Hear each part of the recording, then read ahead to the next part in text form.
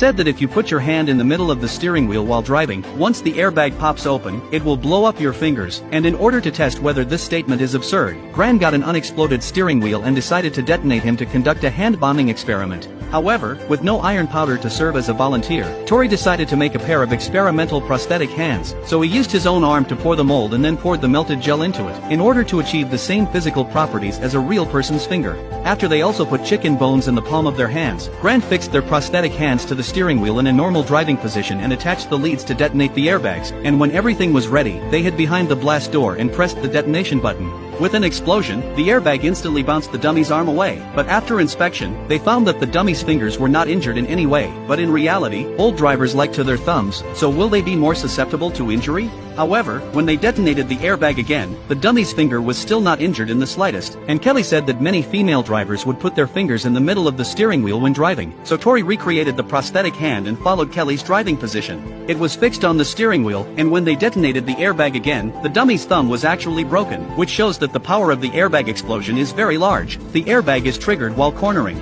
Will it hurt us? And finally they put the dummy in a bending position, and then the airbag was popped out again, and this time the bounced arm was slapped on the head. If such a thing really happened in reality, it would definitely hurt a little. Therefore, everyone must pay attention to the correct posture when driving, otherwise the airbag will not be safe.